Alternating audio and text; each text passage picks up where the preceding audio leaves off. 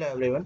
इस वीडियो में हम बात करने वाले हैं कि जो सिस्टम ऑफ लीनियर इक्वेशन होता है उसको कैसे सॉल्व करते हैं मैट्रिक्स मेथड से। हम मैट्रिक्स मेथड यूज़ करेंगे या फिर डिटरमिनेंट मेथड यूज़ करने वाले हैं। मैट्रिक्स मेथड में कौन कौन आता है? मैट्रिक्स मेथड में मैंने दो बताया था, नॉर्मल मेथड और normal form method and एक्लन form. हम जो क्वेश्चन करने वाले हैं एक्लन फॉर्म से करेंगे। एक्लन फॉर्म से ज़्यादा आसान रहता है क्वेश्चन सॉल्व करना। अब देखो यहाँ पे जहाँ पे डिटरमिनेंट होगा वहाँ पे डिटरमिनेंट पे यूज़ करेंगे। अब देखो कहाँ कहाँ पे यूज होगा वो मैं बताते चलूंगा। अब यहाँ पे देखो, ये जो लीनियर इक्वेशन होती है हमारी, दो ही तरह की होती हैं। एक तो होती है नॉन होमोजीनियस, दूसरी होती है होमोजीनियस। नॉन होमोजीनियस जो होती हैं उनका ना सॉल्यूशन जरूर होता है, कंसिस्टेंट होती है वो। कंसिस्टेंट मतलब उनका सॉल्यूशन होगा ही होगा, चाहे एक सॉल्यूशन हो या दो हो या तीन हो, कितने भी हो सकते हैं। होमोजीनियस लीनियर इक्वेशन कैसी होती हैं? वो इनकंसिस्टेंट होती हैं। कैसी होती हैं? इनकंसिस्टेंट। उनका कोई सॉल्यूशन नहीं होता। ठीक है। एक सॉल्यूशन है तो उसे हम यूनिक सॉल्यूशन भी कहते हैं, और एक से ज्यादा तो हम कहते हैं उसे इनफाइनाइट नंबर ऑफ सॉल्यूशन। ठीक है।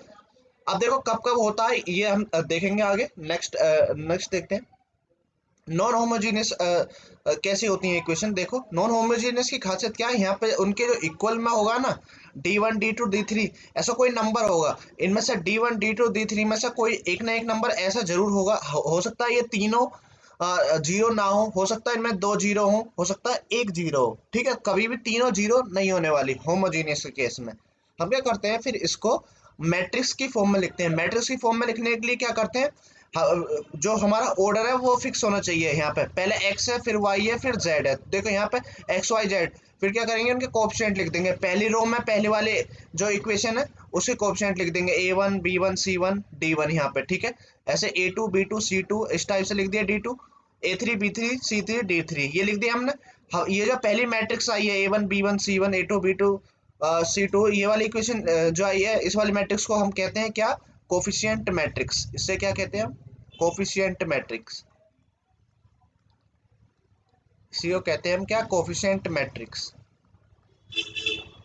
और यहाँ पे बी जो होती है ये कांस्टेंट की मैट्रिक्स होती है, और एक्स वाली जो है इसको कहते हैं हम क्या? Column matrix of unknown.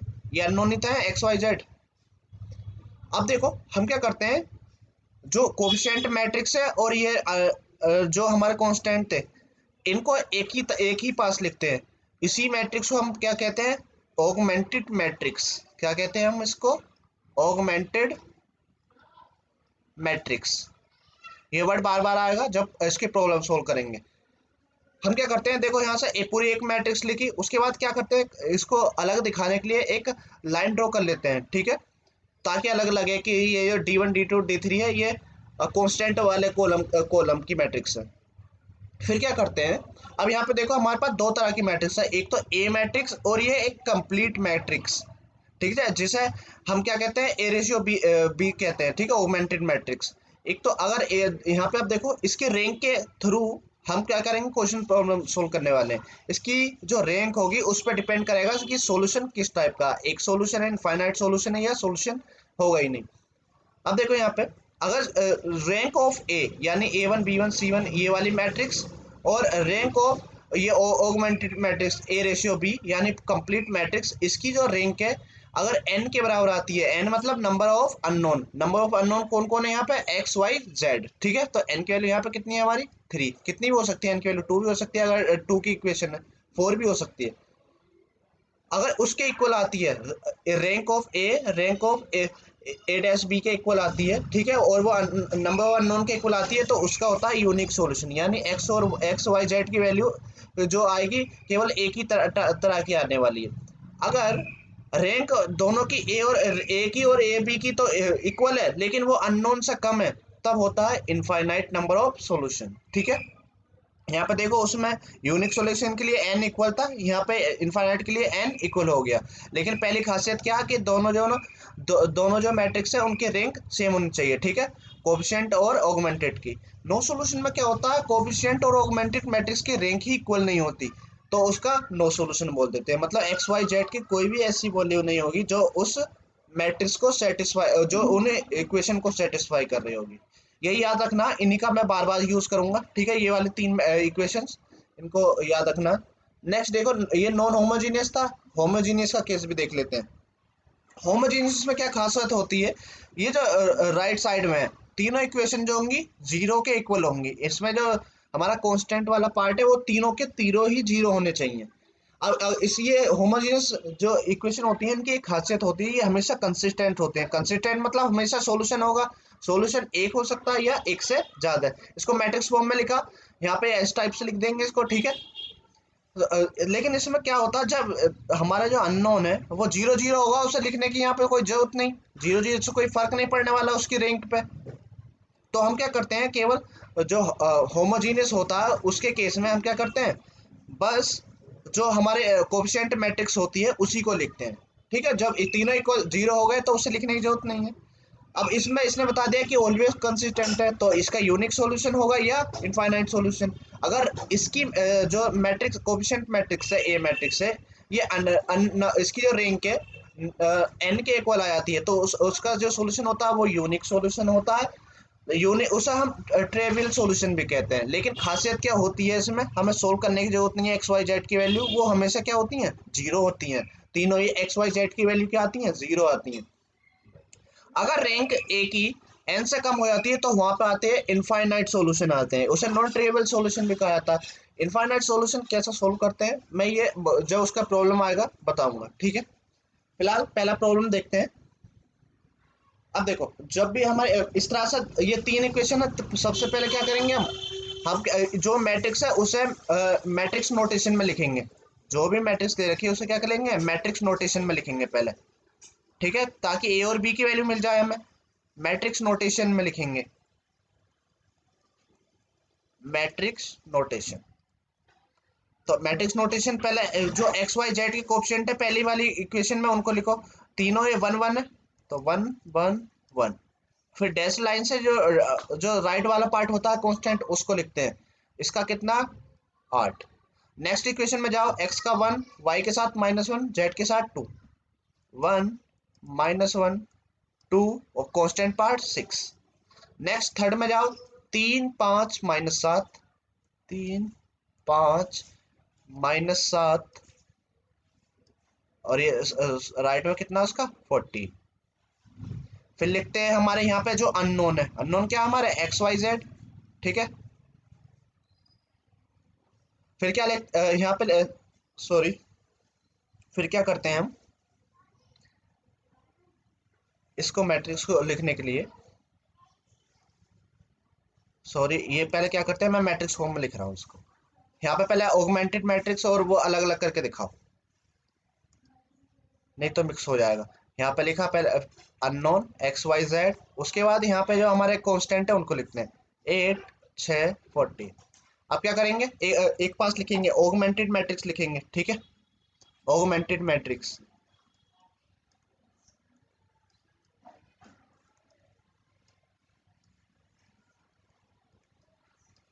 तो ऑगमेंटेड मैट्रिक्स को लिखो, कैसे लिखेंगे, ए और बी को कंबाइन करके लिखते हैं। जो बी मैट्रिक्स होती है, ये ए मैट्रिक्स, ये बी मैट्रिक्स, तो यहाँ पे लिखते हैं इसको कंबाइन करके, 1 1 1। सेपरेट करने के लिए लाइन बना दो,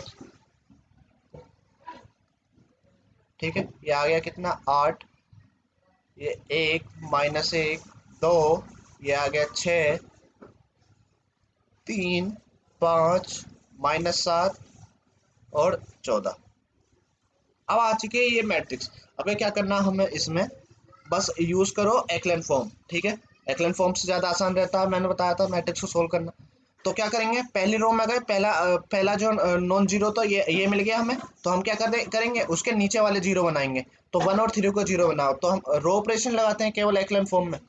तो मुझे R2 को जीरो बनाना है, इस 1 को मैं क्या करूंगा, इसमें से घटा दूंगा इसको, तो मैं क्या करूंगा, R2 -R1 लगा दूंगा। मुझे क्या करना, R3 को जीरो बनाना, मैं क्या करूंगा, इसके थ्रू बना सकता हूँ, R2 के थ्रू भी और R1 के थ्रू भी। चलो R2 के थ्रू बनाते हैं। तो मुझे क्या करना पड़ा, R3 में से इसका 3 गुना करना पड़ेगा, तो जब 3 -3 जीरो होगा। तो यहाँ पे लिखता हूँ मैं अब इसको साइड में। तो हमारी ए मैट जो ऑगमेंटेड मैट्रिक्स है वो कितनी आ जाएगी, पहला पहला कॉलम तो सेम रहा, सॉरी फर्स्ट रो तो सेम ही रहने वाली है, आगे देखो फिर कितना हो जाएगा, R2 माइनस R1 करना है तो 1 माइनस 1 0, -1 -1 हो गया -2, 2 माइनस 1 गया तो 1, और ये 1 कहाँ से आ गया, ठीक है ये नहीं है। आगे देखो फिर 6 में से 8 गए तो माइनस का 2। नेक्स्ट थर्ड रो के लिए इसमें से इसका 3 गुना घटाना सेकंड रो का, तो ये आ गया 0 और 3, और ये हो जाएगा माइनस का 3, तो 5 और 3 8 हो जाएगा, ये बीच में माइनस है। नेक्स्ट -7 माइनस ये हो जाएगा कितना, 3 दूनी 6, -7 -6 माइनस का 13, 14, और ये कितना हो जाएगा 18, 14 में से 18 गए तो माइनस का 4, ठीक है। 14 माइनस 18 कितना हो जाएगा -4, ये हो गया -7 -6 -13, और ये 5 और 3 8 हो जाएगा, ठीक है। अब क्या करेंगे, सेकंड रो में जाएंगे, सेकंड रो में जाते ही क्या करेंगे, ढूंढो पहला नॉन जीरो एलिमेंट, ये -2 मिला, -2 के नीचे वाला एलिमेंट मुझे क्या करना है, जीरो बनाना है, तो 8 को जीरो बनाऊंगा मैं, 8 को जीरो बनाते हैं, तो R3 में है वो, मैं क्या करूंगा इसका 4 गुना कर दूं, -8 + 8 जीरो बना देगा, तो ये कितना आ गया 4, R2 + R3 लगा देता हूँ मैं इस पर, रो ऑपरेशन ही लगाते हैं एक्लन फॉर्म में केवल। यहाँ पे आ गया ये हमारा 1 1 1, ये आ गया 8 0 -2 1 माइनस का 2, ये हो गया 0, ये 0, और इसमें 4 में से 9 हो जाएगा, ये 4 में से 13 बचेगा माइनस का 9, ठीक है। और ये हो जाएगा -8 -4 -12। अब देखो एक्लन फॉर्म में आ चुका है, रो 3 में जाएंगे, हमारा -9 मिलेगा हमें, नॉन जीरो उसके नीचे कुछ है नहीं, तो बस यहाँ पे ये क्या आ चुकी है हमारी एक्लन फॉर्म, ये आ चुकी है हमारी एक्लन फॉर्म। अब यहाँ पे देखो पहले रैंक ऑफ ए निकालो, रैंक ऑफ ए कितनी है, रैंक ऑफ ए के लिए हम क्या देखने वाले हैं, ध्यान रखना, हम देखने वाले हैं केवल इस वाले मैट्रिक्स को, यही तो ए मैट्रिक्स है, तो ये यहाँ पे ध्यान से देखो कितनी इसमें नंबर ऑफ नॉन जीरो रोज है, पहली भी, दूसरी भी, तीसरी भी, 3 number of unknown zero, non zero रोज है, तो इसकी रैंक कितनी हो जाएगी 3। अब देखेंगे हम किसकी, रैंक ऑफ ऑगमेंटेड मैट्रिक्स यानी ए डैश बी की, ए डैश बी के लिए हम क्या करने वाले हैं, पूरी मैट्रिक्स को देखना है, कंप्लीट मैट्रिक्स को, तो यहाँ पे कितने हमें जो नॉन जीरो रोज हैं वो कितने मिलने हैं, पहली है, दूसरी भी है और तीसरी भी है, क्योंकि -9 और यहाँ पे ये आ रहा है, ठीक है, माइनस कब आ रहा है ये, आगे देखो, तो इसकी भी रैंक कितने आ गई, 3 आ गई, तो यहाँ से हमने क्या देखा, रैंक ऑफ ए बराबर rank of A dash B बराबर नंबर ऑफ अननोन कितने, एक्स वाई जेड यानी 3, ठीक है, एन के इक्वल आ रहा, तो इसका मतलब किस तरह का सॉल्यूशन होगा, यूनिक सॉल्यूशन होगा, ठीक है।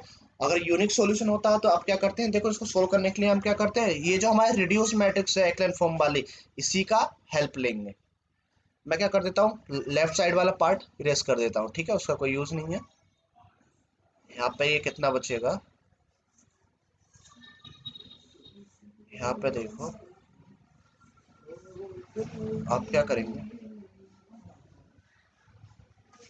यहाँ पे देखो मैट्रिक्स को यहाँ से लिखते हैं, यहाँ पे ये एक्स का कॉलम है, ये वाई का, ये जेड का, तो यहाँ पे एक्स भी जीरो, वाई भी जीरो, जेड वाला, चाहे एक साथ लिख सकते हैं, ये एक्स वाला है, ये वाई वाला, ये जेड वाला, तो एक्स + वाई + जेड बराबर 8, एक्स + वाई + जेड बराबर 8 आ गया पहली इक्वेशन। सेकंड कितनी आ जाएगी, एक्स जीरो, तो -2y + जेड बराबर -2, -2y + जेड बराबर -2। थर्ड इक्वेशन का क्या आएगी, x zero y zero, z कितना आ गया -9, -9 z is equal to minus का 12, यहाँ तो जेड की वैल्यू कितनी आ गई, -12/-9, जेड की वैल्यू आ गई कितनी, 4/3, ठीक है, जेड की वैल्यू आ चुकी है। जब यूनिक सॉल्यूशन था तो यानी एक्स वाई जेड की वैल्यू एक ही आने वाली है, तो जेड की 4/3 होगी। अब मैं क्या करता हूँ, ये इक्वेशन नंबर 1 कहता हूँ, इसे 2, इसे 3, तो 3 सॉल्व कर ली, इक्वेशन नंबर 2 से क्या मिलेगा मुझे, जेड की जगह मैं 4/3 लगा दूंगा, तो मुझे कितना मिल जाएगा, 2y + 4/3 बराबर -2, -2y = -2 -4y3। इसको एलसीएम लिया, कितना हो गया, 3 दूनी 6 -4, -6 -4 माइनस के 10/3। तो y कितना आ गया मेरा, -10/3 इंटू -2। ठीक है, नीचे ये डिवाइड में आ जाएगा। तो y की वैल्यू कितने आ गई, 10 को इससे -2 से डिवाइड किया तो 5/3। ठीक है, तो z की वैल्यू 4/3 और y की 5/3। अब इक्वेशन नंबर 1 से यूज करता हूँ मैं x की वैल्यू निकालने के लिए। तो x प्लस y की जगह आया हमारा कितना, 5/3। z की जगह कितना आया, 4/3 = 8। तो यहाँ से इसको सोल्व करेंगे, ये हो जाएगा 9/3 3। तो यानी x प्लस 3 = 8। तो यहाँ से x इक्वस टू कितना आएगा, 8 माइनस 3 यानी 5। तो x की वैल्यू तो आई है 5 और y की वैल्यू आई है कितनी, 5/3 और z की 4/3। ठीक है, यही मैंने कहा था यूनिक सॉल्यूशन है, एक एक सॉल्यूशन ही आने वाला। तो इस तरह से हम क्या करते हैं, इक्वेशन को सोल्व करते हैं। ये प्रॉब्लम नंबर 1 था। नेक्स्ट वीडियो में हम क्या करने वाले हैं, नेक्स्ट प्रॉब्लम पर बात करेंगे। ठीक है, फिलहाल इस वीडियो में इतना ही। ओके, थैंक यू, मिलते हैं नेक्स्ट वीडियो में।